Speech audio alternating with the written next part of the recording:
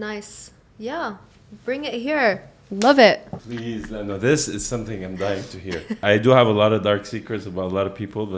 Same. You do? Same. So people come to you for advice. Oh, yeah. So you're like the mama تبع الكل. There's already Go like ahead. a lot. شايفة? Oh, wow. Are you overwhelmed? No, I'm impressed. I have at least the freedom here to be pro-Russian. I have the freedom to be pro-Palestine. Why would she study to be a doctor or a lawyer? She's doing that to herself to make more money.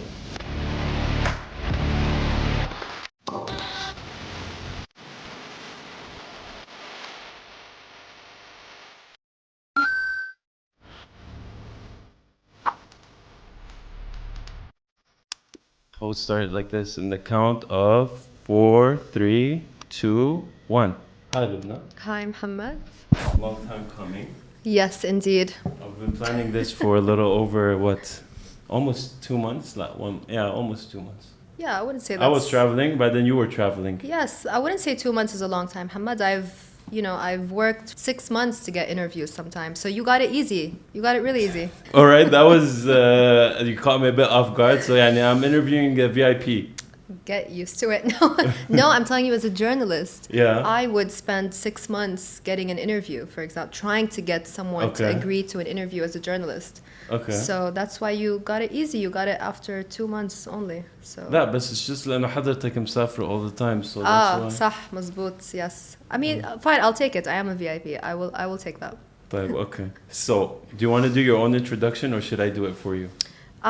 Please go ahead. I have way too many questions for me to do the introduction, so I'll give you this part. Oh my days. But you have to speak into the mic عشان الناس تسمع صوتك الحلو يعني. Okay. Not like this, but يعني try to be. Okay. Wait, bring it closer. Oh gosh, I'm not used to being the one in The center of attention. in the hot seat. I know I do Today not. Today it's like about to you. be. You put everyone in the hot seat, so اليوم it's the other way around. Oh my gosh, yeah, I'm starting to feel the taste of my own medicine. It's not that great, but no, I will give a short introduction. So my name is Lubna Hamdan, and I'm an investigative business journalist here in Dubai, and I love getting in trouble. I guess I love. Uncovering stories, and I'm uncomfortable talking about my own story. So let's do this. It's something new I'm trying out. But you're playing it down a little bit. Don't be so humble. It's your chance to flex a little bit. كمان شوي. You've interviewed some pretty high-profile people. Yeah. Okay. Fine. Ivanka Trump, Eli Saab, Najib Sawiris, Carlos Narjis Ghosn. Fakhri, Hamad Hadid, Amir Khan, Will.i.am. Should I go on? Fadi Ghandour, Carlos Ghosn, and many nice. other local ones. I've done my research. That's very nice. Yes, I can see that. Well, thank you. Well, when you put it that way, yeah, I guess I am proud of the career that I've built for myself. Yes. How many years has it been? It's been about 11 years. And you graduated from AUD? I graduated from AUD. Class of 2015? Yes. I actually was late in graduating because I did my graduation project on smoking, and it was pro-smoking. It was pro-smoking? It was pro-smoking. Please elaborate. Please. No, this is something I'm dying to hear. So basically, I was just saying that there are so many regulations being put on smokers that we should start looking in other places that need regulation. For example, the region has an obesity problem. So I was like, we've already put enough regulation on smoking. If people are stressed, and they're making the choice to smoke, they know that it's harmful to them, right? So let them smoke. Yeah. But when it comes to obesity, these are kids that are obese. We have a major issue here, so let's focus on that. So it was kind of not necessarily very pro-smoking, but they failed me. My professor at the time failed me. And I remember that I went to the assistant dean at the time, and they said, she told me, Lubna, when you're here, you have to stop thinking outside the box. When you're here, there is a box. Fit in it and stop doing things that are outside the box. Basically, you always mention that you can't help being controversial. So I guess it's not a recent thing. You've always been like this. No, I have pretty much always been like that, yeah. So you always cause trouble? Yes, I think my parents can, would say the same thing. How many times did you get, really, how many times did you get sent to detention in high school? A lot.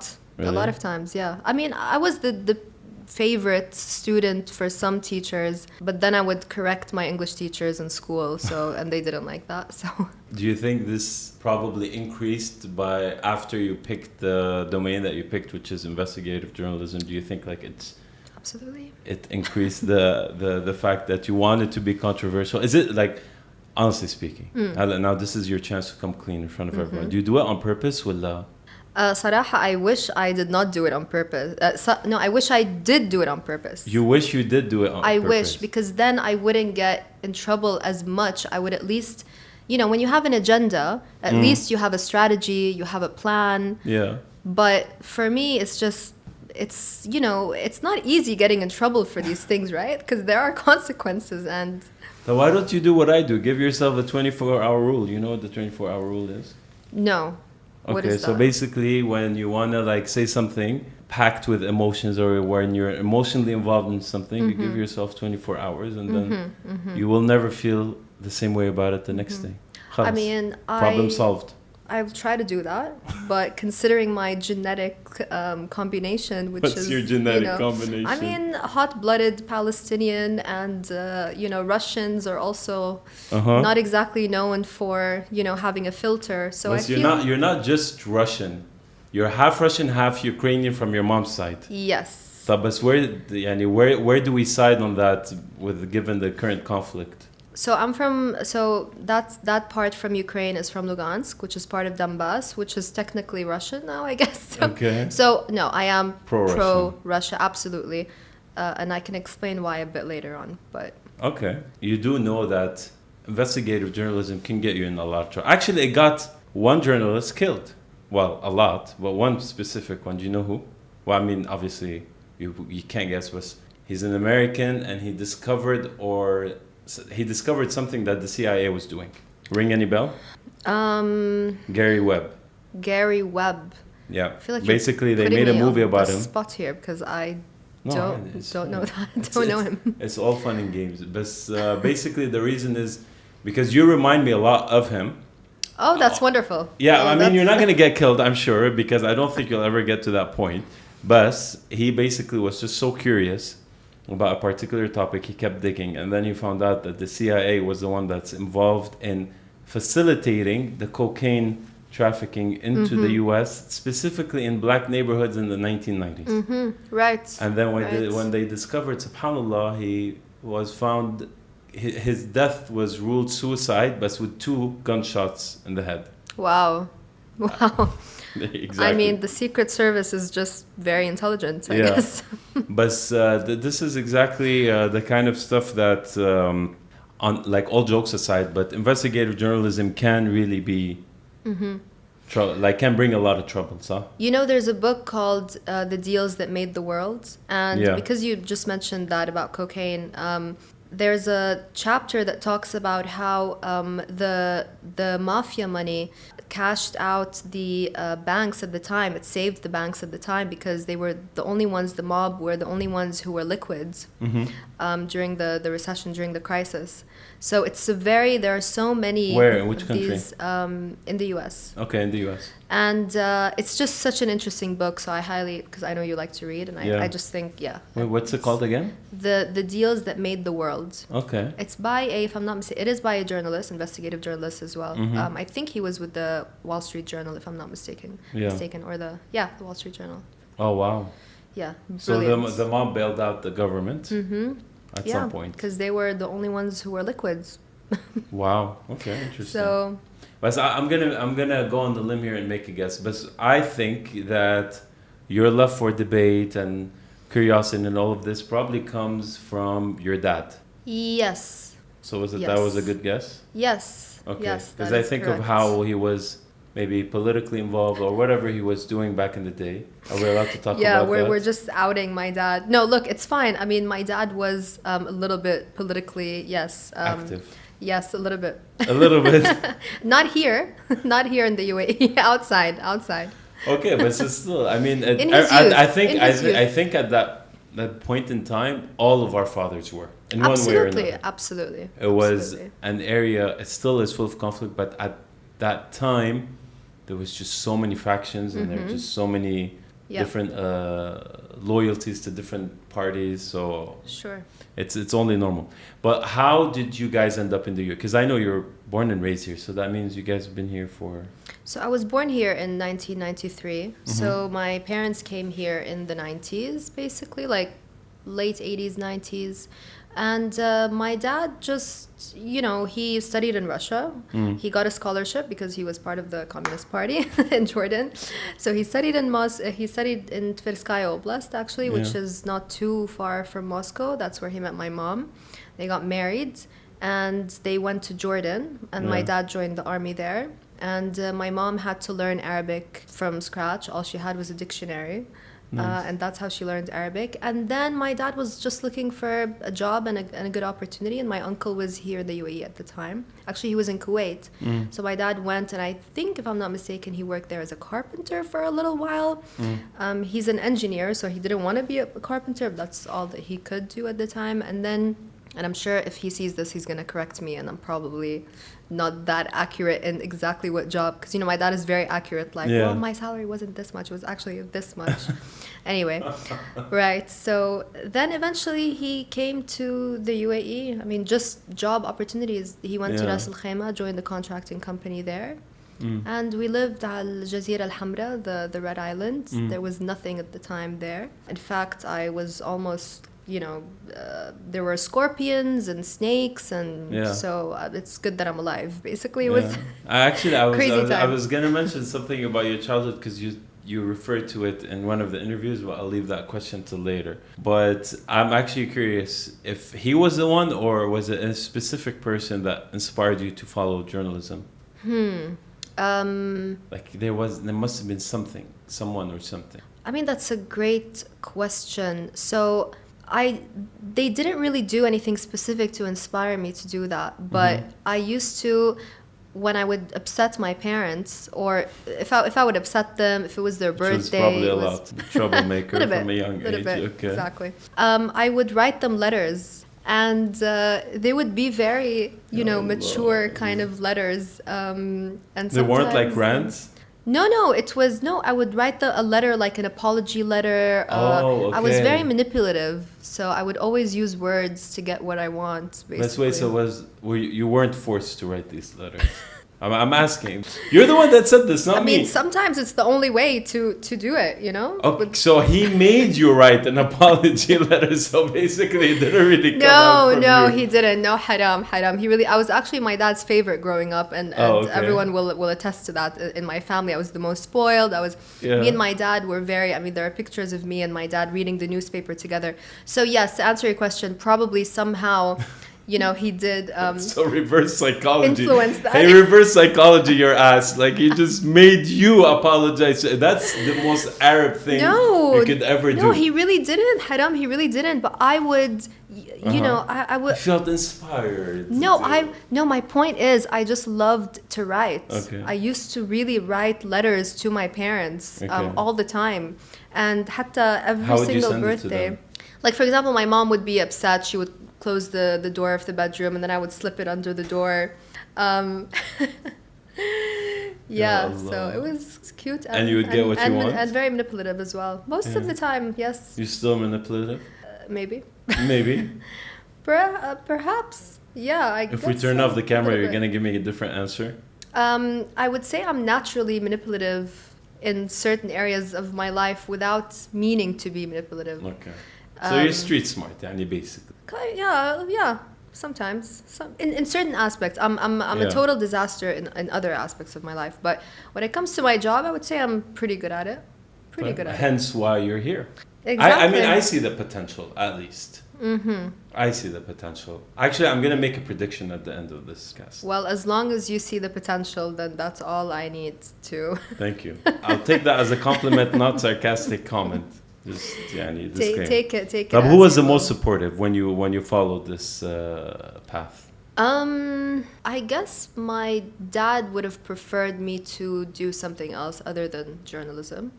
I would say my mom was more supportive. Yeah, my dad was not a big fan. He would have rather I took a more conventional route, I would say. Engineer, lawyer, doctor. Yeah.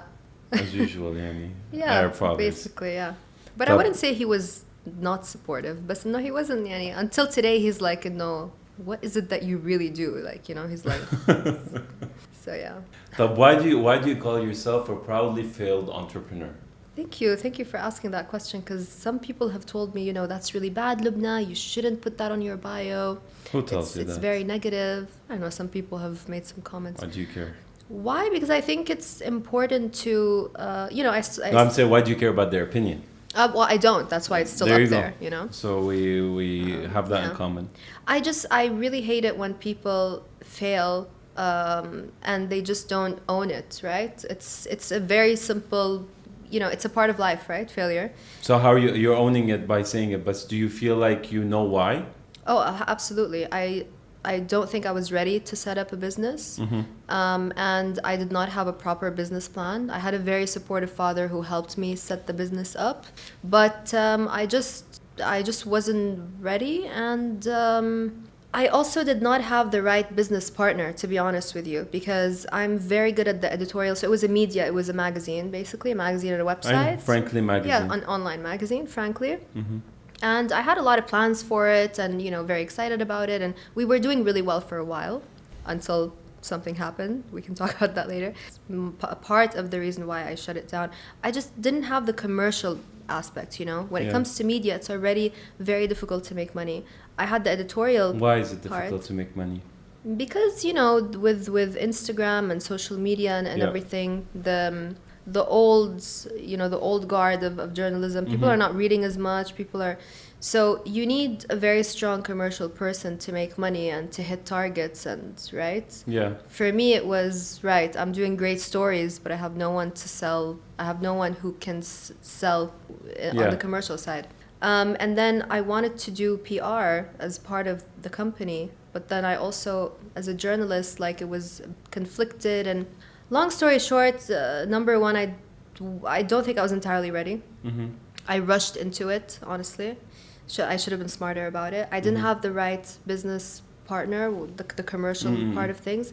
And also, it's very hard to find good talent in media, honestly. It's very hard. Yeah, I can imagine. Let's talk about more of the things that you did outside your own business. What do you think would have been the most high profile, or what do you think was the most high profile thing that you covered? Thing or person? Okay, great question. So I met up with Arif Naqfi from Abraj. I met him.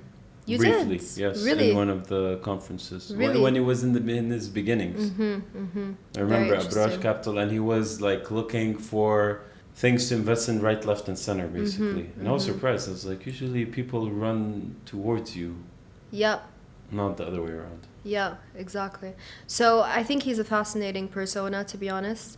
We, at the time, I was with Arabian Business, and we actually covered exclusive news about the downfall of Abraj even before Bloomberg. So we were doing really well, and we were really very much into but what was the thing that really caught your attention, that there was something going on with this company? I mean, when it came to Abraj, there was a lot of noise overall, but I had my sources, which I cannot reveal, so I had some inside information. But that wasn't the most interesting thing. The most interesting thing is when I interviewed him for Russia Today, and I couldn't really publish the full interview, but I had a lot of background story, and I spoke about how he was under house arrest. He's still under house arrest in London.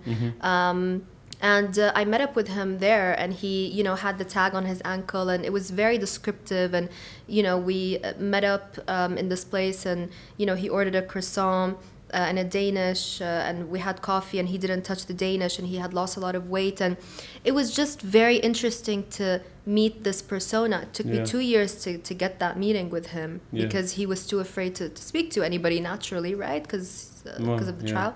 And he claimed innocence, obviously. Right. He still, claims to be innocent.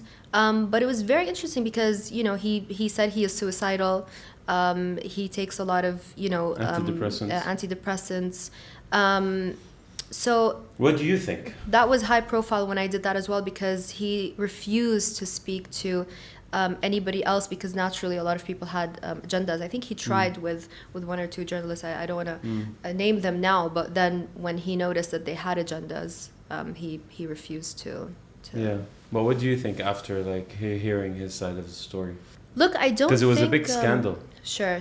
I don't think anyone in private equity is completely innocent, right? But I definitely, I don't think that, thank you.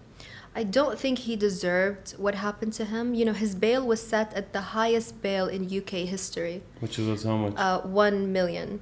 Wow. So, I mean, it's for the US, it's not a lot, but I don't know how it is in the UK. I mean, it's a bit much, you know. But the guy was like accused of losing billions.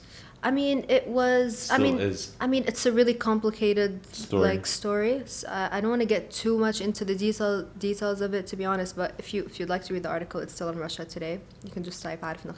Okay. I will. So I do get a little bit into the details of that and the money, etc.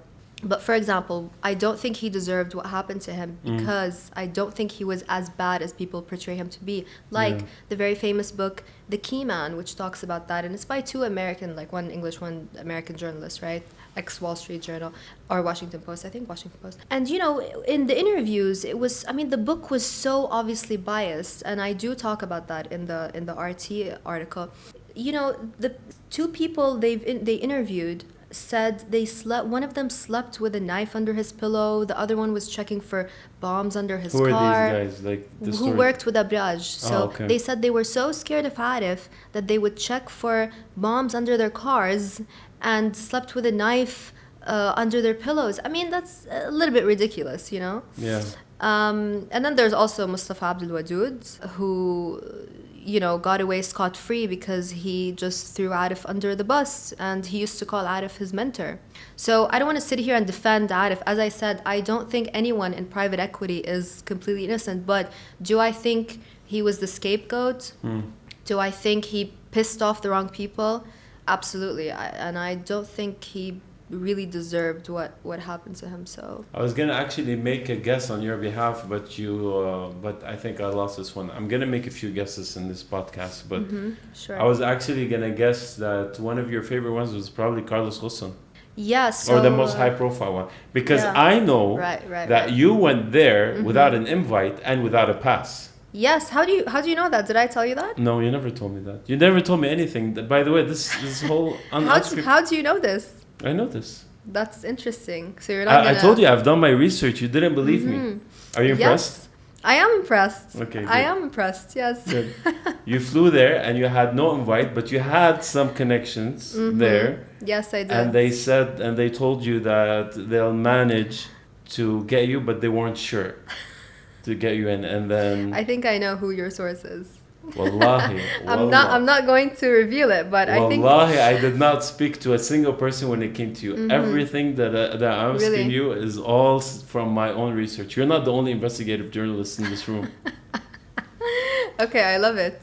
Okay. I am very impressed. Okay. So tell us more about this. Like, how did you end up going there without, like, you booked the ticket and you flew and you just... So fun fact, that wasn't the first or only time that I would go to a place without having no interview and nothing. I know.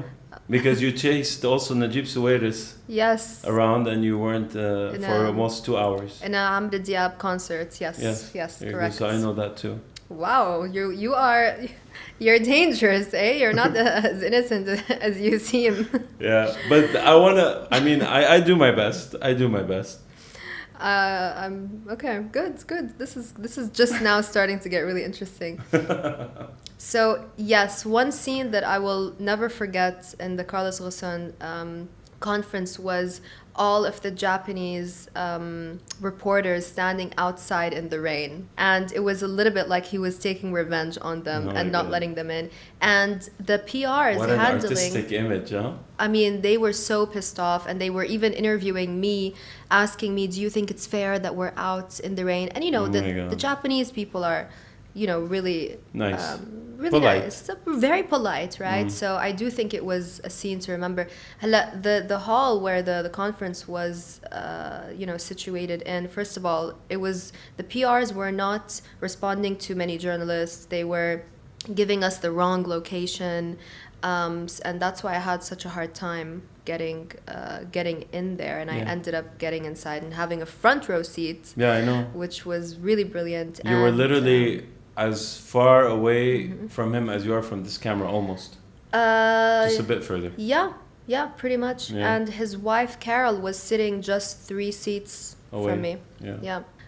So that was amazing. I mean, he put on a show. That guy, he put on a show. I mean, isn't his story's really crazy? His story is really crazy, but I can really, really relate to it a lot because...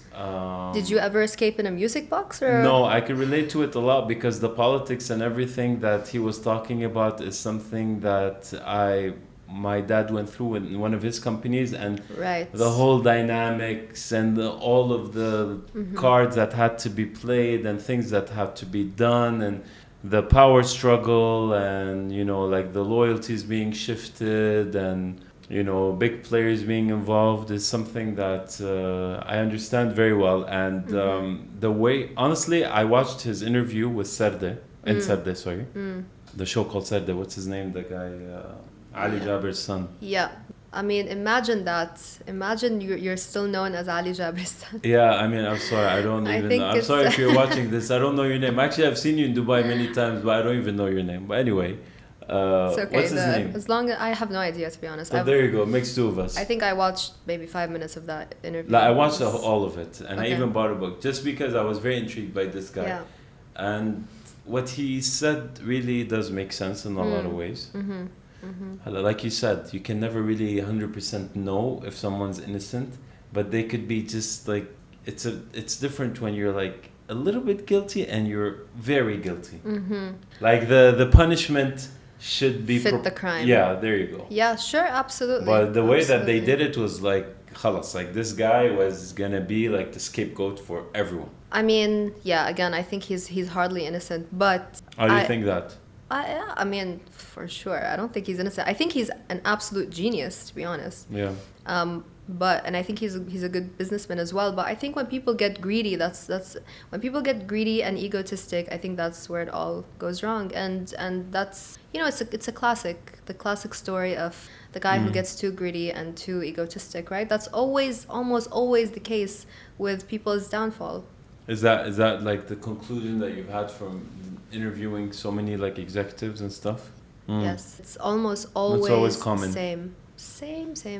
And it's brilliant because, I mean, it's not brilliant for them, but it's just so interesting because literally, they know it and they can almost see it coming, but they just can't help themselves. They just can't help themselves. Game over for them. So yeah, money can be really blinding for some people. Absolutely. But after like hearing it's the power, it's the power. Yeah, I mean, power is actually it's more power than money, for sure. Yeah. I mean, even me, like work and stuff, I always see people very thirsty for power and authority more than they are for money. 100%, yeah. It's always, and specifically with men, it's always but when I when I listen to your stories and when I like watch everything, I can safely say that you are the most hustling journalist in Dubai.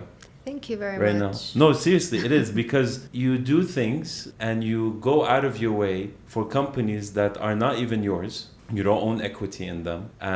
But like, for example, like the crazy things like following people around and flying to a country and doing this and that. You're doing it all at your own risk and from your own effort. But this hustle I don't think it started now. I think it started from a young age, 100%. Yeah, I mean, pretty much. I got it from my parents. My parents have never had anything handed to them. Now, thank God they're doing fine. It's different. But they've had to work for, my dad grew up in a refugee camp and my mom came from the Soviet Union. And they had a very, very hard life, and they taught me that you still have that you never give up. Do you still have that hustle energy in you, or you think it's dying out slowly? I don't think it will ever die out. There you go. That's what I want to hear. But I did get burnt out at some point. I did. Now I'm, you can change your ways a little bit. Yeah, absolutely. I think it's time to find a work. A sweet spot. Yeah, the sweet spot. You gotta find find the right RPM.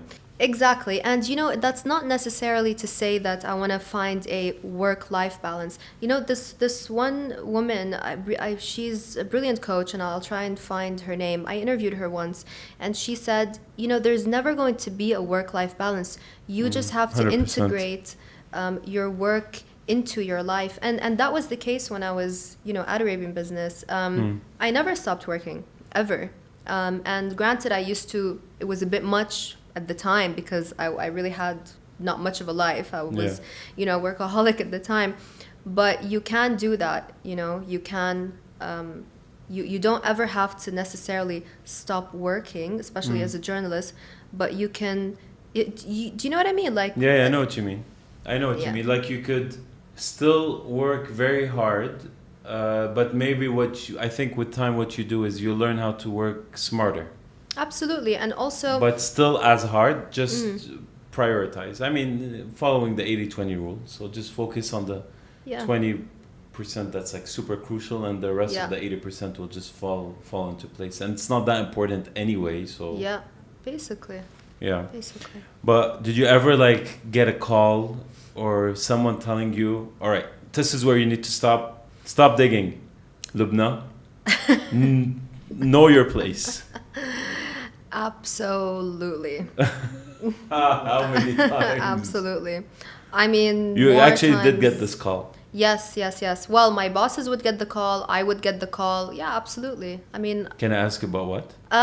So there's the biggest one I cannot talk about, unfortunately. Okay. If I want to continue living here in the UAE or visiting here, but it's fine. It was, we sorted it out. What domain was it? Gosh, you're putting me a little bit on the line. It was contracting. No, it was not. But I did have to pull a cover from the supermarkets. We did have to pull the cover of a big contracting story. I think I know which one. I think you know which one too. I still have the cover though. I'll show it to you when off the records later on. Okay. so you and you got this call, but like, do you ever? Okay, so this is a time where you got the call after it was published. Do you ever get a call before something was published and they knew that you were up to no good? Absolutely. We've had CEOs who... Absolutely, yeah, definitely. I love the fact that it's absolutely, like, the answer is absolutely for both these questions. Okay. I mean, we've had CEOs, offering to bribe us to just to get me to stop from publishing the story. I've had people call me crying, saying that I'm going to ruin their life if I publish it. And obviously, it was never as bad as they made it out to be. But like, wait, hold on. I'm very curious, because this is something I just thought of now. What about like defamation lawsuits? Weren't you guys worried about that, or? We were, but we never published without enough proof. We always had solid sources and solid proof, so we always had a... And that protects you legally here. I mean, it depends who's involved. Yeah. So that's all I'll say. I mean, sometimes it's even worse if it is true. So unfortunately, you can't always be protected, and that can be very demotivating. But you win some and you lose some. And I remember my mentor, and I'm gonna give him a shout out, Anil Boyrul. I was working on a cover story at the time, and we didn't publish it because of internal politics. But I had been working on that cover story for a very long time. It was very explosive. It was really, really fun, cool, controversial, everything, and very relevant to both young and older people. Okay. And I went to his office and I was like, it's not fair that we have to pull this story. Why do we have to pull it? And he just looked at me and he said, Lubna, who told you that life is fair? Who told you it's going to be fair? You win some and you lose some. So, yeah. What about a story that you published that you thought was really good, but had very bad backlash? Oof. You ask all the tough questions, now I'm asking you all the questions. I'm trying to decide which one. I'm sure there's one that you publish and you're like, maybe shit, you know what, maybe I shouldn't have. Yes, but that is the one that I can't talk about. And I can't talk about it not because I don't want to, but because there would be consequences if I do talk about it. And I don't regret publishing because I don't think I should have published. I regret publishing because of the consequences that came with that story. I guess maybe sometimes I will admit there were stories that hurt certain people, and in hindsight, maybe I was a bit too harsh and shouldn't have published. And it wasn't even worth it, to be honest. Yeah. And it wasn't necessarily something that major. You don't feel like conflicted all the time that because the nature of your work and specifically investigative journalism, you have to like really unravel the ugly truth about some people. But I mean, I think me and you really think this in the same way, that we both understand that there's an ugly side to everyone. Absolutely. And that being highlighted to the public, doesn't that make you feel a bit, on the fence? Definitely. So how do you like deal with this guilt? I mean, it's a great question, really. I am impressed by your questions. Thank you. Sometimes I guess when you're young, you also sometimes don't think about the impact this story is going to have. It's going to be online forever. It's really going to hurt this person. I'd like to say I always had two voice of reasons in my team that would say, look, Lubna, it's not worth it. It's really going to ruin this person's life. So yes, there are stories that I didn't publish. And sometimes I wouldn't publish a story because publishing wouldn't have made much of a difference to the general public. Yeah. But it would have ruined that person's life.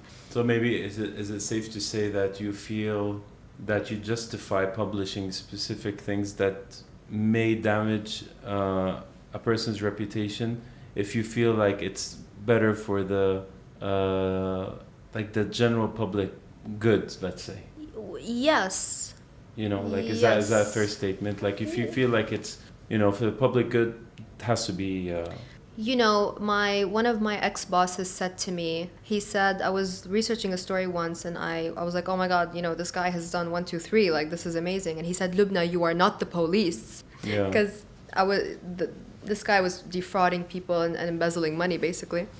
And, in the business community, I think people, as business journalists, I think we owe it to the public and the business community to reveal certain information, if we have proof that it's true, to review. I mean, that's literally our job, is to tell the truth, right? Yeah. And I ended up doing that story, and it helped a lot of people, not to deal with this guy and not to be defrauded by this guy, right? Yeah. So there you go. Yeah. I think that was my guess. So I think that's how you justify it sort of to yourself. Yes. In a way. Yes. But I'll tell you one thing that I don't regret, but it's just really funny. When I interviewed Najib Sawiris, and by the way, one story that really went viral was, he said if God wanted to create women veiled, he would have created them veiled. That's such a dumb statement. So, but that went viral, and but he took it on the chin. He didn't ask us to take it down. But what he was very upset about was not that story, because that was in the same interview. What he got really upset about is, when I saw him, when I actually got the interview, he agreed to it at the concert, whatever. So wait, but you didn't give me the details. So how did you follow him around first? So I met this... you were at the Amr Diab concert? So I went to the concert knowing he would be there, right? I met this lovely girl, and I was trying to get I just met her by coincidence, and then I said, and she's Egyptian as well, and I said, do you know this guy?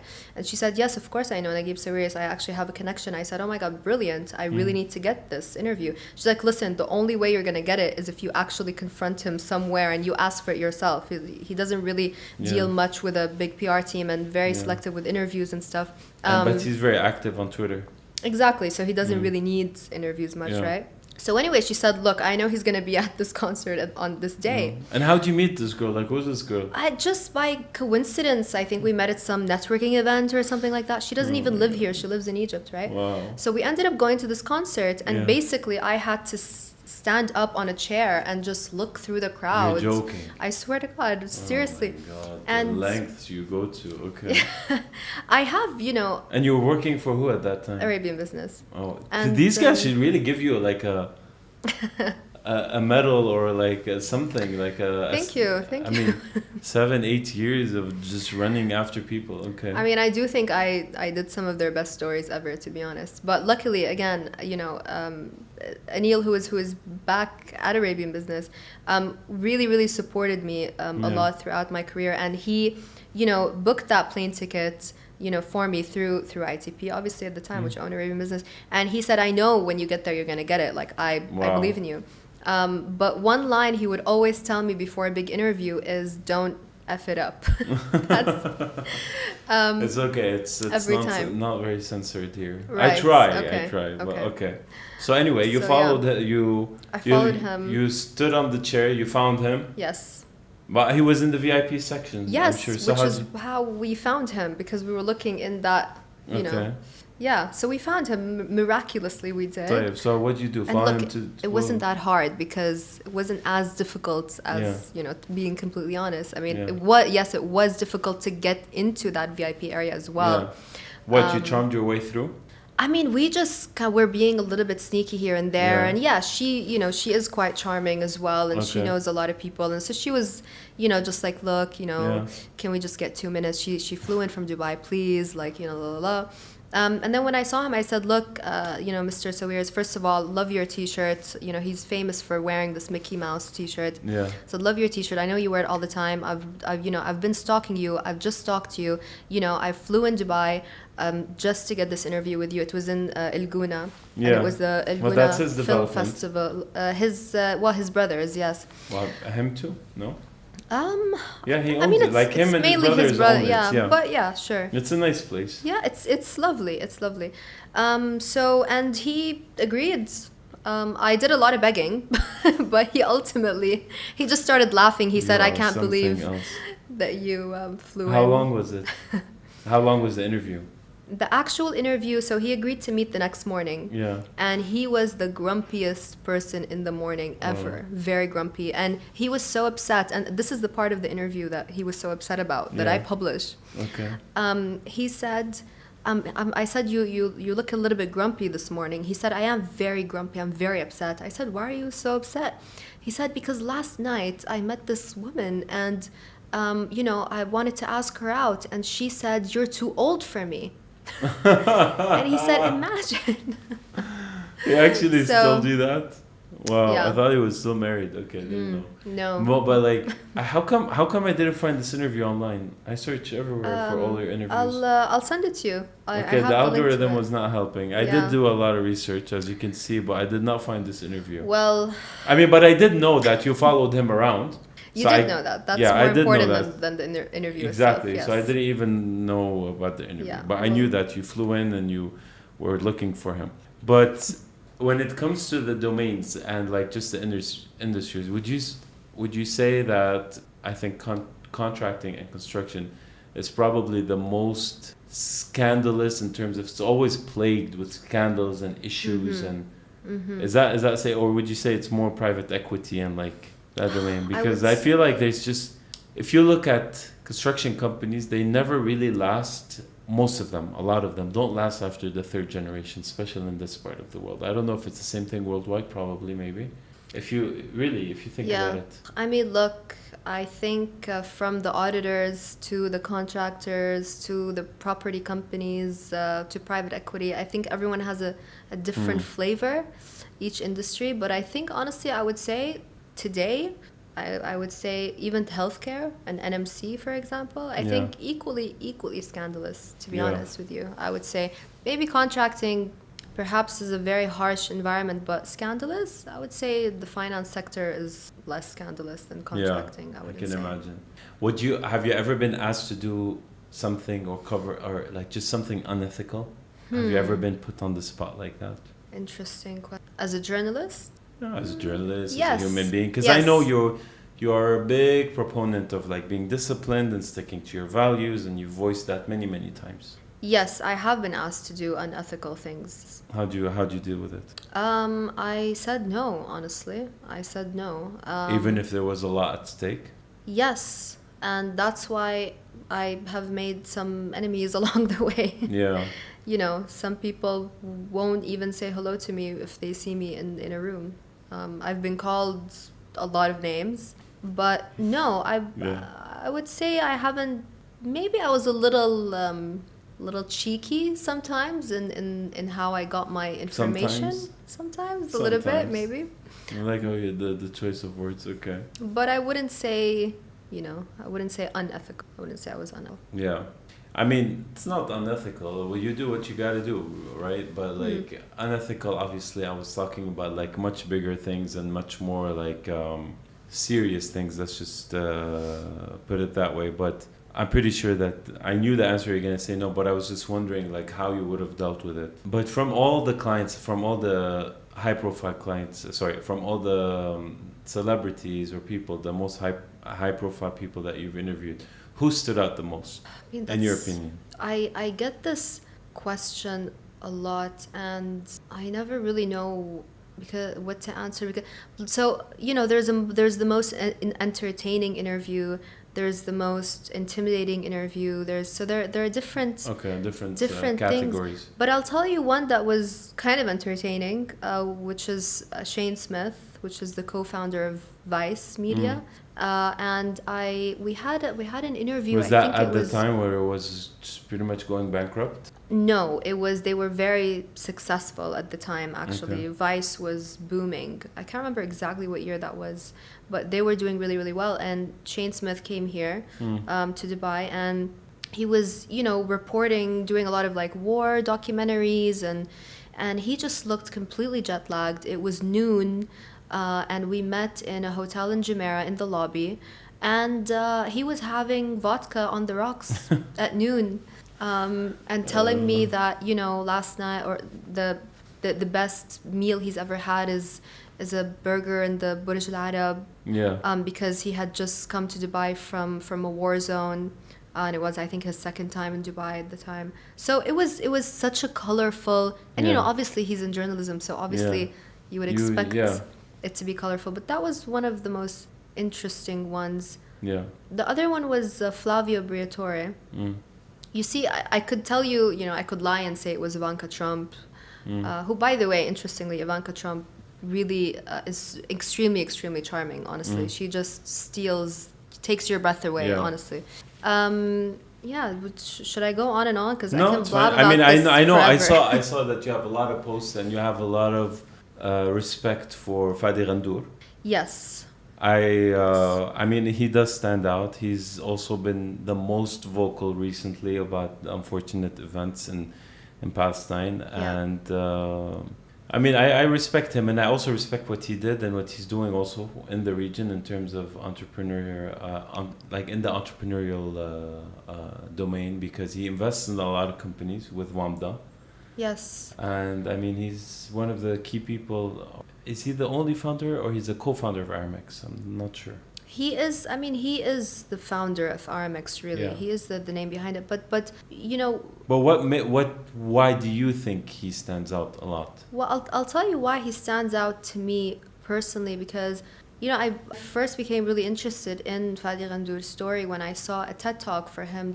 It was really random on YouTube. And he was saying, me and my friends were sitting in our ivory towers, and I realized I don't want to do that anymore. I want to actually do something to help the community. I don't just want to be a successful businessman. Now, I'm rephrasing. Yeah.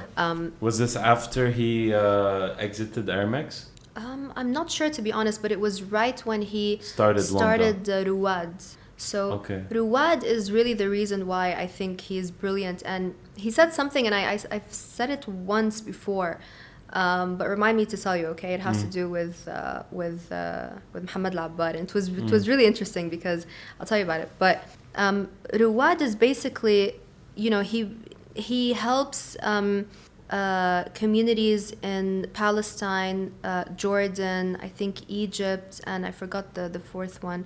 He helps them, like, for example, let's say you have a housewife. He helps get her a job in a community center, and then in return for her doing that job, he then helps her with courses to learn how to become an entrepreneur. Okay, so the job can be cleaning, it can be cooking, it can be anything, right? You work in this community center, you can be cleaning garbage off the streets. So every job that you have in these community centers helps your community, and then you get free business courses from that. And I think it's absolutely brilliant, right? Because at the same time you're building that community, you're helping the community. And he started talking about these housewives like Imam Muhammad, who has like 7 kids, you know, now has her own business, you know, and so. And then we actually, well, rather he flew in. We were supposed to fly them in, but it, you know, because of budget issues at the time, we did not, unfortunately. So he took it upon himself to, you know, fly them in. And actually nobody knows that, and I think he probably would get upset if you know, if he heard me say this, but he is that kind of a guy. He, you know, he does those things on the down low, and he doesn't want people to know about that. But he flew 4 of those women in, and we gave them an award on stage. And it was, you know, absolutely brilliant to see what he has done for these women. And you also stated in one of your interviews that one of the most interesting, let's say, business people locally, because I would say Fada Ghandour is more on the regional level. Right. Locally, you mentioned that Donna Benton. Yes. Is one of the most interesting ones. I think she's very interesting because for the ones that don't know, she's the founder of The Entertainer, and she exited at a few $100 million. Yes, and she came back as CEO because it was not working out without her. Wow, I did not know that part actually. Yeah, I just think she's. But why do you think her is really the one of your top, or probably the top person, like locally?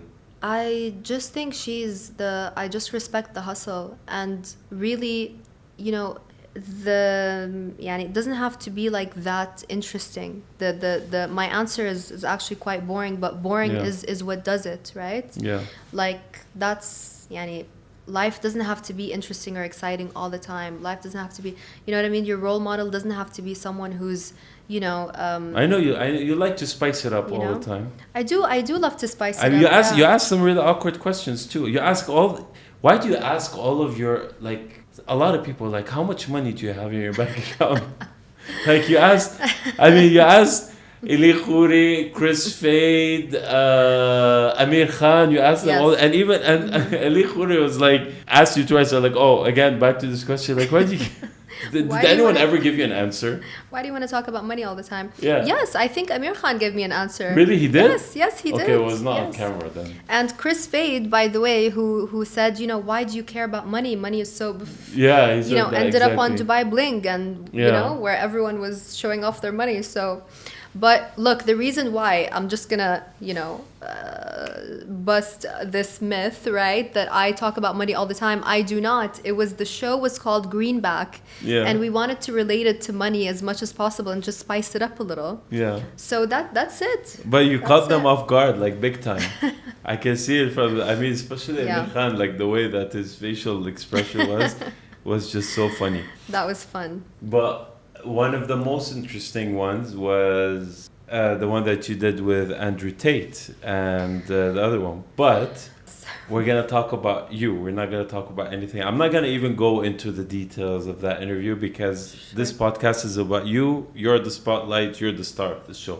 But one thing that did stand out in that interview, and I watched all of it, was almost 2 hours, is that despite all of the opinions that I apologize for that in advance, that you wasted 2 hours of your life. No, I mean, for me, it was informative. As long as you're involved, then it's good enough. You really stood your ground when it kept being circulated from a particular person that, you know, what are women supposed to do? They have no choice, you know, they have to do what they have to do, and, you know, men are entertaining this kind of shameful behavior from women, and then you're like, no, they have principles, they can stick to it. No, you have principles, and I think you repeated it at least 4 or 5 times. Yeah. I'm like, this girl is really, like, stubborn. She's on it. Like, she is not gonna let that woman get away with her opinion. I mean, it's not a secret. Everyone can see it. Sadia, basically, she was the one that kept saying this, and you're like, no.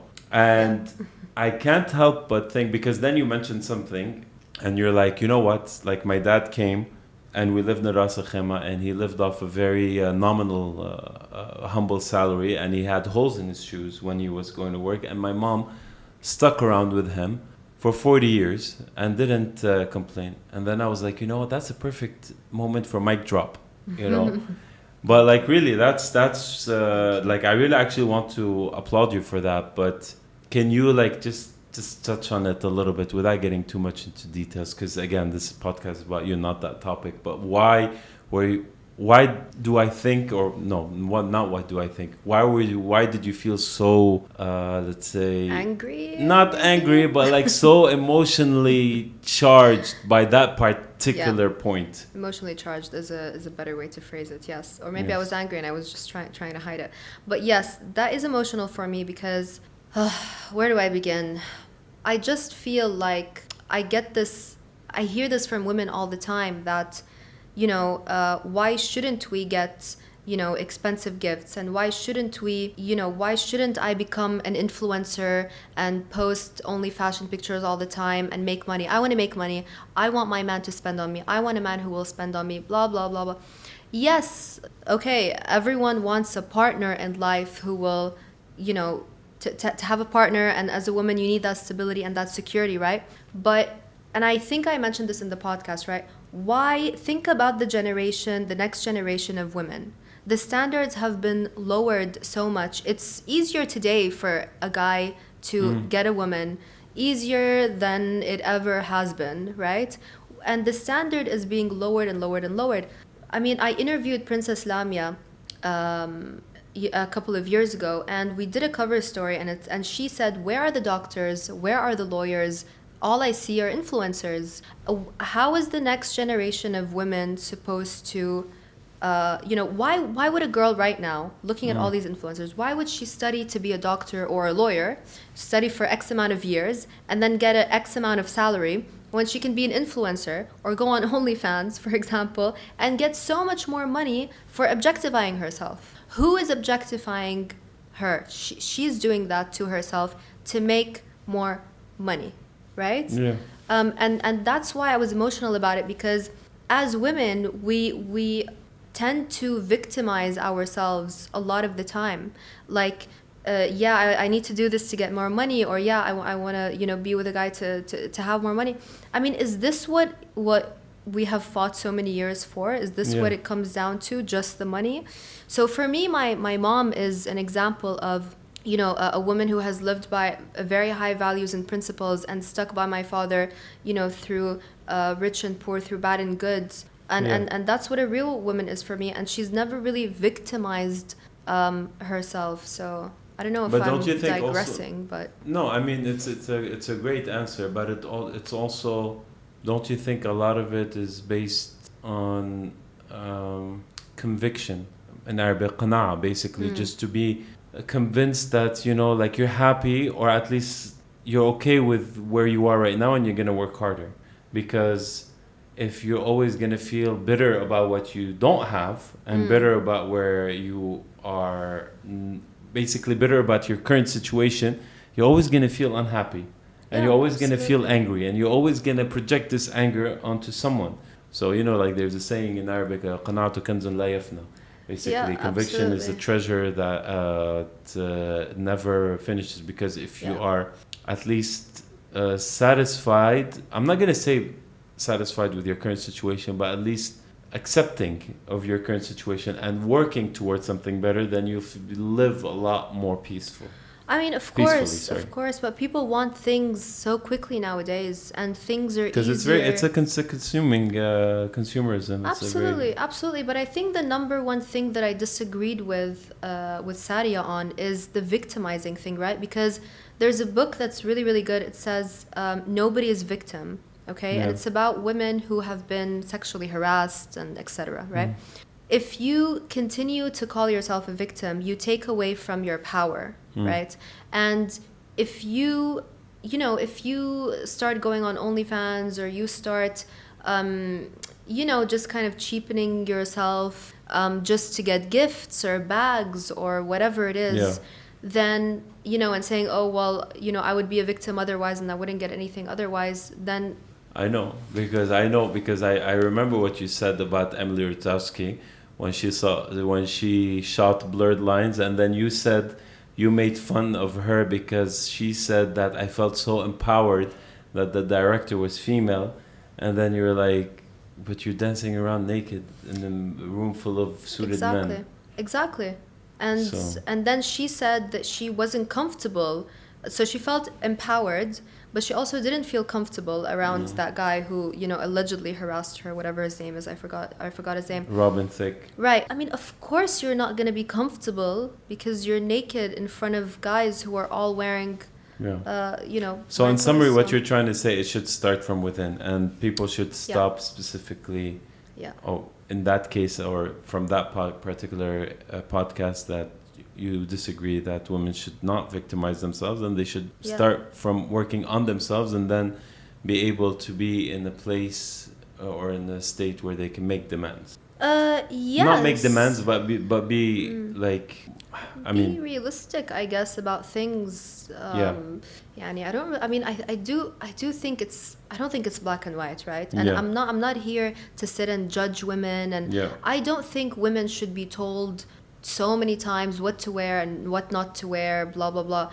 But if you're wearing something, you know, if you're going to, for example, a car dealership and you're wearing something really revealing, why would you do that at a car dealership? Of course, people are going to stare at you and look at you, right? Yeah. So I'm not saying women ask for it sometimes. That's not what I'm saying. And I hate when people twist that. But there's an appropriate attire for certain places, right? So I don't know. I just feel like women have become too comfortable victimizing themselves, and that ultimately is going to be their demise, really. Yeah, I know what you mean. So. All right, so when it comes to your industry, what would you say you love and hate about it? What I love about journalism is about the industry as a journalist, or like, for example, I can tell you what I love the most about it is the excitement behind chasing those stories. It really does become like a drug. Yeah. You really become addicted to, I need to get the next story. Yeah. And it's so much fun. It's really so much fun. So that's what I love about it. What I hate about it is, honestly, the lack of appreciation for good journalism, because... Especially now with social media. Yeah, and thank you for mentioning the hustle that I went through, because... I mean, you are... Honestly, that's one of the main things that stood out about you, is that I've been following you for quite some time on social media, and I'm like, man, this girl is really, like, hardcore. Thank you. I really appreciate that, honestly. And thank you for recognizing that, because most people don't, you know. I mean, people that have good judge of character can see that. Yeah. But, you know, for example, journalists are paid very badly.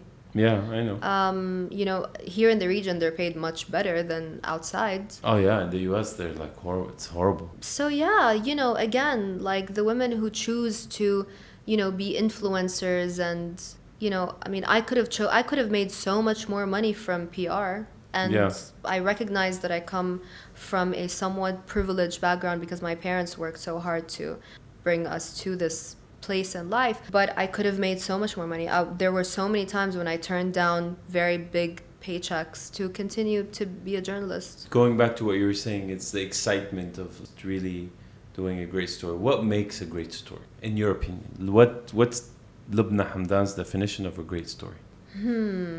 Scandal, maybe? No, I'm kidding. I mean, it's a great question. I don't know if I know how to answer that story. Something people care about. Yeah. Something people care about, really. Because... Yeah, I was thinking the same thing. I feel like maybe you probably would have... Let me rephrase it. Maybe something that would be of service to the people. I mean, you're assuming I'm a very, very good person if that's all I think about. No, usually I would say, oh... damn, like that would be, you know, people will go crazy over the story. So I do have to say that sometimes I was very tempted by a story just because it was very scandalous. Yeah. Which is the fun aspect of, you know, people do love a good, you know, business scandal. But what do you think is like, what are the biggest challenges facing journalists right now? At least in this part of the world. I don't really care that much abroad because it's different dynamics, different... society, different beliefs, everything. I mean, everything from, you know, TikTok to social media, like how many people read nowadays, and how many broadcast journalists are, broadcast journalists are not as good as print journalists, honestly. I was going to ask you, this was my next question. Like, you would say that's the biggest challenge, then social media has changed. And you actually said also, and I watched that in one of your interviews, that you kind of regret, and you said that you're an introvert, and that you haven't worked on your social media as much as you wish you would have. But knowing, and you're a very smart girl, knowing that this was coming, why didn't you like get on the wave from the beginning? Because I am 100% sure that you would have been viral many, many times, and you would have gained a big following. I mean, I could tell you that I don't like self-promotion, and I mean that. To tell you the honest truth, I guess I'm afraid of sounding stupid. I think that's one of my biggest fears in life, and I've been like this since I was a kid. But you're controversial. Everybody, and this is very subjective, by the way, because even I get it all the time, even on my podcast and my clips.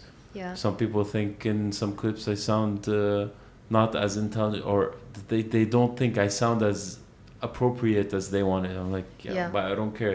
Everybody's gonna have an opinion. Yeah, it's self-doubt, right? But at the same time, it's a blessing and a curse, because if you doubt yourself, not too much. I'm not saying you should doubt yourself a lot, but if you have that little bit of self-doubt, then you check yourself before you say things. So yes, sometimes I do say controversial things, but it never comes from a lack of research or a lack of you see what I'm saying? So I think it's a good thing and a bad thing, but I guess fear is the short answer. So now that you know this, do you feel like it's maybe time to put more focus on your social media presence? Yes, absolutely. I want to do that. I'm planning on doing that, so hopefully. What's stopping you? Well, I mean, you already talked about it. But like, do you think you figured out how social media works? Like, do you feel like you know what would make a story go viral, or is it different in journalism? Yes, I do. I have figured that out, and I think there's a lot of potential for that, and I will definitely be getting into that side of things. So I would say stay tuned for something very exciting that I'm working on. Oh, you've got something cooking? I do. Okay. Yes, I do. All right, and you also mentioned once that there is a very big shade of gray between influencer news and journalism. Yes. You said that in one of your interviews. Yes, I did. So can you elaborate on that, please? Gosh, let me be as polite with this as possible. A lot of editors / journalists try to be influencers, and you see the downfall from the very beginning, honestly, because they're just in the quality of the stuff that absolutely comes out. Yeah, absolutely. I know, I can easily tell. So yes, sometimes you do have to compromise on quality, but you can always tell from a mile away.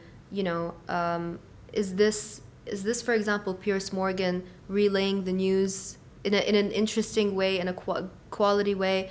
Or is this the Piers Morgan show? You know what I mean? He actually wished you a happy birthday. He did wish me a happy birthday. Then we fell apart. We had a falling, and because of the conflict. No, actually, it started before. He blocked me because I called him out over Gaza. Okay. Because that was recent. That was recent. He blocked me over that, because I called him out. But he had unfollowed me, actually, ironically, because I was pro-Russia and he was pro-Ukraine. And he unfollowed me. So the king of freedom of speech doesn't like it when people don't agree with him. Good riddance. Why do you really care? I do not really, no. Okay, there you go. But like, when it comes to fairness in journalism, and like with him, it's so very obvious. For example, like, he has to say the things he's ordered to say. Like, he's not a man with free will. But you, as a journalist, Lubna Hamdan, do you feel like there is, and I know we spoke about this, but do you feel like there is any non-biased platform, or are they all like, do they all have some sort of it? Yeah, everyone has an agenda. I think it's human nature, I think. So I mean, even people after even you have an agenda, Muhammad. I do. I swear, wallah, I don't have it. My agenda is all about you. I'm like, it's all about you. Don't start accusing me of things. I'm making you the spotlight. We're not talking about any of the problems you're causing. No, not at all. Not at all. You're not trying to get me deported or anything. No. No, but like it's true because, for example, when Elon Musk bought Twitter, everyone was like, "Yeah, freedom of speech," and the guy was clapping his ass off for Netanyahu a few days ago. Exactly, exactly. Everybody has a price, and everybody has an agenda. Yeah, but specifically in the Middle East, what do you feel is kind of lacking for when it comes to journalism? Because we're a bit behind in journalism, specifically investigative journalism. Like, what would you like to see in this part of the world? I would like to see journalists get as much support as the influencers get, really. Yeah. Financially and maybe recognition, right? I mean, everything. It's so much harder to which, look, understandably, right? Because the state has guidelines. But why are influencers, why is it easier to become an influencer than it is to be a journalist and have your own website, for example? Yeah. It's just, I think we potentially, the country wants to do that. Yeah. Without giving my opinion too much. Yeah. I think just that, and I think taking some things on the chin, right? Like, for example, when we look at Russia today, they do publish some, anti-Russia stuff. Some things you can take on the chin. But look, I mean, we are in the Middle East, and I don't want to get too political again. But that's the problem right there, is I always have to repeat, I don't want to get too political. I don't want to get too... So, but look, I mean, that's the way it is. And in some ways, I think we have more freedom to publish things here than me personally, for example. I have at least the freedom here to be pro-Russian. I have the freedom to be pro-Palestine. Had I been... in the West, so every place has its pros and cons, basically. Absolutely. Can a place be better? Yes, but one thing that's universal are creeps. Yes. Everywhere. Do you ever get approached, or like, how do you deal with creeps? I'm sure you get approached by creeps all the time. I do get approached by creeps. You just diverted to that really quickly, but yes, there are a lot of I gotta keep you creeps. on your toes. Look, I mean, I've been lucky enough not to have too many creepy people. Obviously the guys in the DMs. Really? But I mean, do you get like marriage proposals? Yes, I have had marriage proposals. You're joking. But I mean, I think every other girl has, to be honest. I don't think I'm But your grandmother apparently is looking for a husband for your Ukrainian grandmother is on a mission. Yes, she is on a mission. You mentioned that somewhere. She is on a mission. Yes, she told my sister, who is 22 years old. She said, Catherine, you need to start looking for a husband. And my sister said, babushka, which means grandma in Russian. She said, babushka, I'm still too young. I'm only 22. She said, well, do you want to end up like Lubna? She actually said that? So, yeah. Oh, my God. That is so funny. No, but like, yes. I'm sure that everyone deals with this, and you more than others, because you're in the public eye. Does it discourage you of like doing things? Not so much. You know, again, I think my name is known more than my face. Yeah. So Lubna Hamdan, a lot of people know, but when they see me, oh, Lubna Hamdan, and that's why I think I've shied away from the camera a lot. I would never want to be famous, to be honest with you. I would want to be well known for my work, but fame is something that I think is absolutely horrendous. I mean. Yeah. So, but you said you're gonna work on that route. I'm going to work on, I wouldn't say fame, I would work on being your more presence, camera facing, but... I'm actually surprised. How would you not have your own podcast show until now? I did have my own podcast, but it wasn't... you did? I did, but it was very short-lived. It's called Behind Closed Doors. Well, I mean, that was part of Frankly. Yeah, it was part of Frankly. You had like 6 or 7 episodes. Yes, but then I just got discouraged, because it wasn't fast enough. I was the only one working on it, and I just, again, didn't have the right team with me. But who knows? Yeah. As I said, I am working on something very exciting, so stay tuned.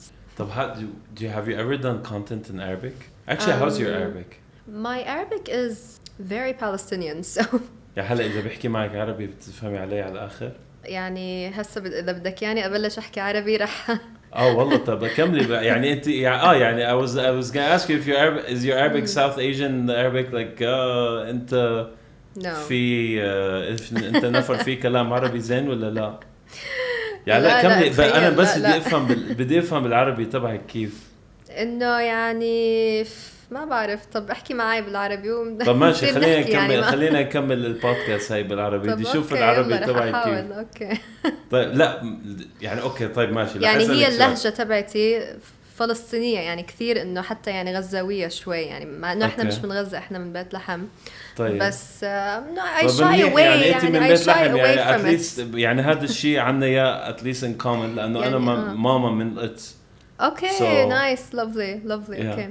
شوف يعني I shy away from it because it's a very strong accent for a girl to have, right? So for example, I don't say نهاد مثلا, I say hard. So you know, I don't say هلا, I say hassa, you know what I mean? طب okay, can you speak formal Arabic? I mean, I can't. Why are you doing this to me? Because I mean, it's yes, funny I and can't it's interesting. speak فصحى, yeah, of course. فصحى. طب اوكي give me اعطيني نشرة اخبار هلا. لا مستحيل. لا no way. I've been asked to do that before. No. حبيبتي if you have the plan in mind that I know you have in mind, you have to tell me. أعطيني بس just give me like 1 or 2 sentences please. No. That I can't. Okay, let's do. If there's a teleprompter, معكم المذيعة لبنى حدام وسوف نعطيكم نشرة الأخبار. سوف نقدم لكم. Oh wow, you're correcting me and I thought my Arabic was perfect. No, it's not. Well, I mean it is really good, but yeah, I messed that up. نشرة الأخبار, yeah. So you can read from. Yeah, of course. And like speak formal Arabic. I was like an A student in Arabic, yeah. والله. Yeah, Arabic is my first language. والله منك قليلة لبنان. أنا قليلة؟ لا مستحيل. لا. قليلة. That is my accent. But I shy away from it, yeah. You know like these people, you know there's this funny thing. كوم كام كيم قبل ما كوم قيامتك قدام كل القاعدين. بالضبط. That's how my grandma talks, yeah. No way. Yeah, بالكاف. Okay, so is that why you avoid speaking in Arabic or what? Yes. I used to be made fun of a lot when I was a kid because I went to a Lebanese school here. Okay. Mawakib. And they just kept making fun, and I didn't care, but it just got so exhausting that I just stopped speaking Arabic in school. Okay, so that's why you're like resisting this a lot right now. Yeah. I think it's cute, so I don't know what you're talking about. Thank you. No, but really, would you have pursued the same career now in hindsight? Absolutely, yes. So that was a very confident answer. I was really fortunate. I had the best job in the world, honestly. Really? I mean, yeah. Is there like a person you still wish or look forward to interviewing? Gosh, that's a great question. Yes. I only ask great questions. Vladimir Putin, yes. Oh, I should have seen that coming. Definitely, for sure. Yeah. Very intelligent man, and such a character. I would love to do that. Nice. Maybe one day. You never know. Maybe. Who do you think is the best journalist right now, apart from Lubna Hamdan, obviously? Someone that you really admire and have a lot of respect for their work. Okay. To be honest, look, I can sit here and name, you know, nowadays it's hard to find a good journalist, to be honest, but I would say, you know, Barbara Walters was amazing. Larry King was legendary. But I would say, to be honest with you, I will name him again because I think he's brilliant and he's taught me so much. Anil Boyrul here at Arabian Business. He's back again, you said. He is back at Arabian Business.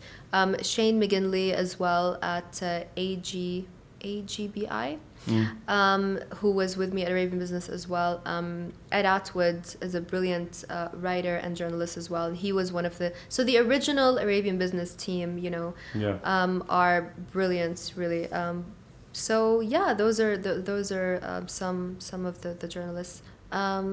Internationally wide, to be honest, Tucker Carlson I think is good, really. I mean, he's under a lot of fire lately.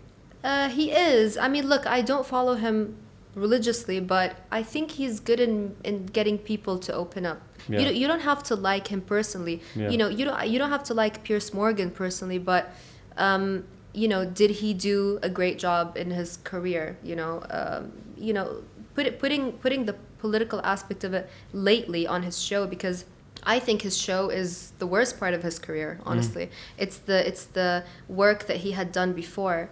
That, that was remarkable. That's why I think he had a fall from grace, honestly, when it came to the situation. Okay, those are some pretty interesting names. And you've mentioned now, you've made it public that you're leaving Smashy Business.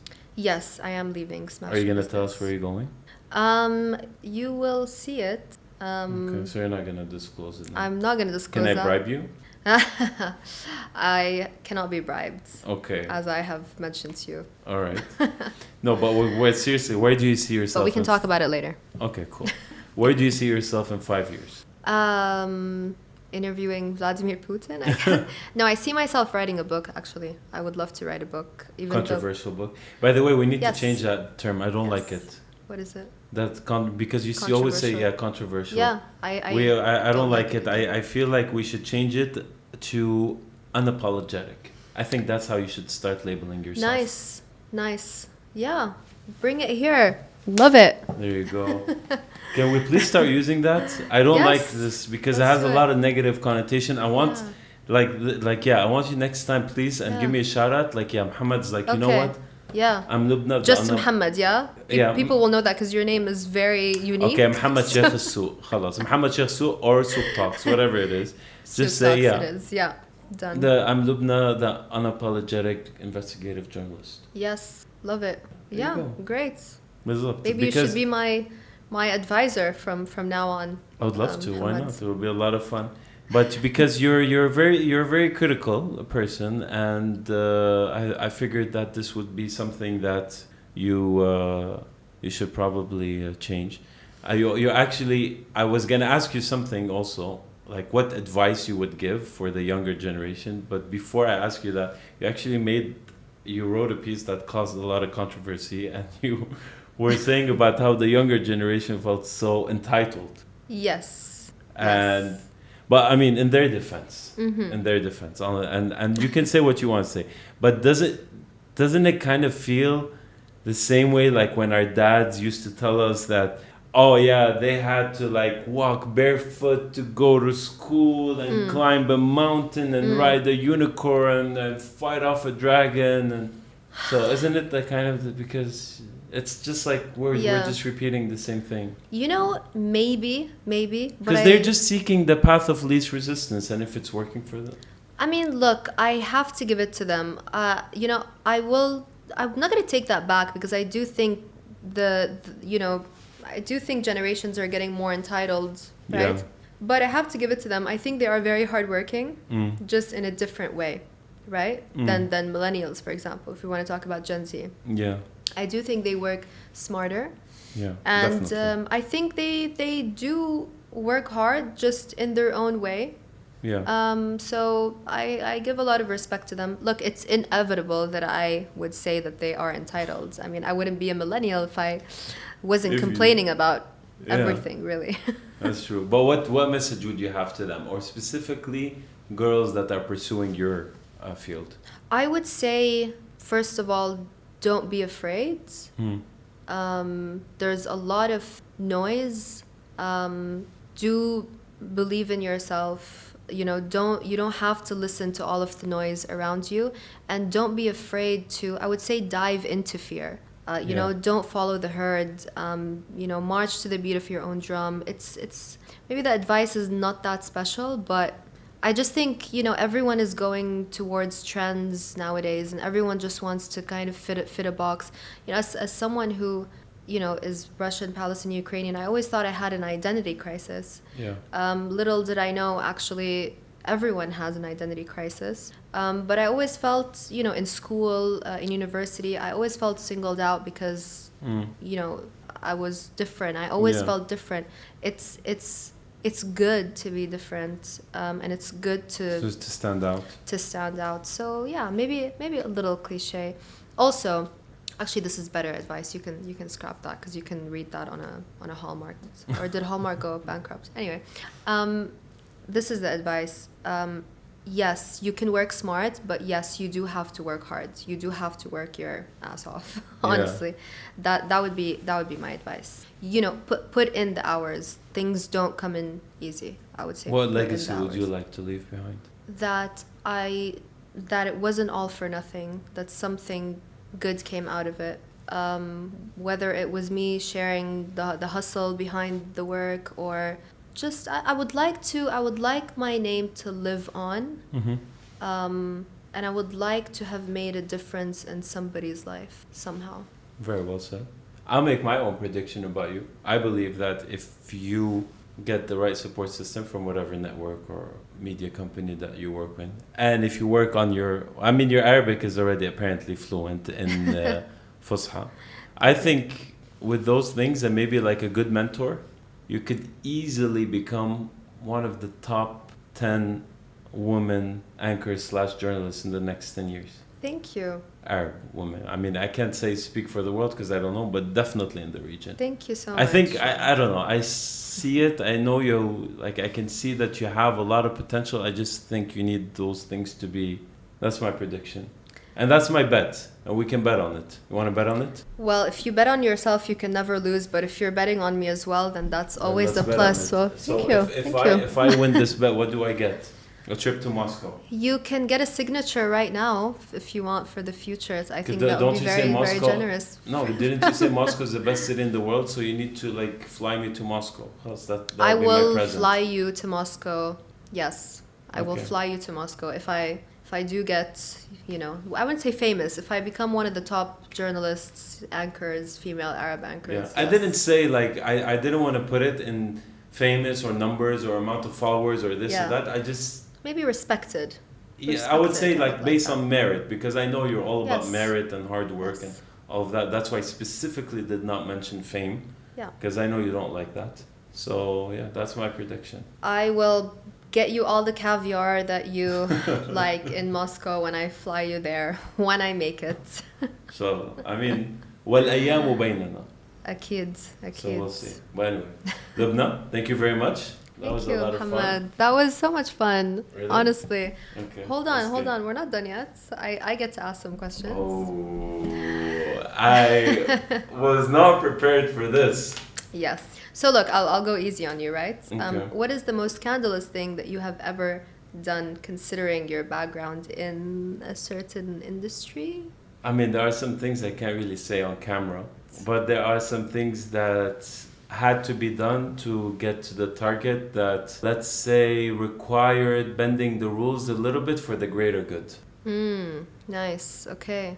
Now, how bending the rules, how, obviously I will never be able to say, but like whatever it takes for the greater good. And the greater good means... so the end justifies the means, kind of thing. 100%. Nice. 100%. Interesting. That's a little... I mean, I think that's the case. I've never been asked on my own show. This is the first time. You are one of a kind. But anyway, Thank you. I do get that a lot. Thank you. Yeah. Not always in a good way, by the way. So, but like, yes, that's one thing Yeah. Mm-hmm. Interesting. And where do you see yourself in 5 years? 5 years is a bit too short because I think in our field... and in our domain, like the plans take a long time. They take years. But I would definitely say like being a good, respected real estate developer. If you could give it up, would you rather you never had to work in the corporate world?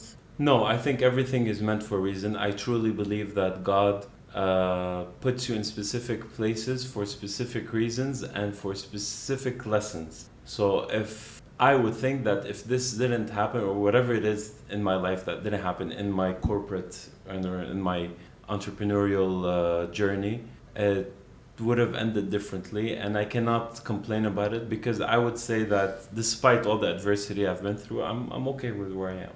It's just this is my way of coping with whatever is around me because I always try to avoid being bitter about anything. Would you say you're proud of the person that you are today? Obviously, I can always say I could do better in many areas. So I would say that I'm very proud in many areas, and I would humble myself and say that I need to work on many other things because I'm a human being and only God is perfect, and I have my own demons and I'm trying to overcome them. So, inshallah, with a lot of work and a lot of patience, but good intentions and hard work go a long way, so that's what I'm planning on doing, and I do that every day, and I'm sure. And we spoke about a few, me and you. I have more questions, but I'm gonna go easy on you, so I'm gonna let it go for now. But one day we'll meet day, again. okay. One day one we'll day, meet one again. day the tables will be turned. Exactly. Well, that was a lot of fun. Thank you very much. That was so for much coming. fun, Muhammad. Honestly, and you're a very good interviewer, I have to say. Really? Yes. So, I am this is impressed. coming from the Lubna Hamdan, giving me credit. Praise. Very impressed. Very Really? impressed. Truly, the research is remarkable. Yes. Okay, thank you. Actually, I've never done this, and this is only Really? 3 months old. I am honestly, I love this podcast. Okay, It's great. really great. Honestly, good Thank job. you. Good job. Really, yeah. Alhamdulillah. Well, I'm happy you like it. Cool. Thanks. Super. That was fun. Really fun. Honestly. Yeah.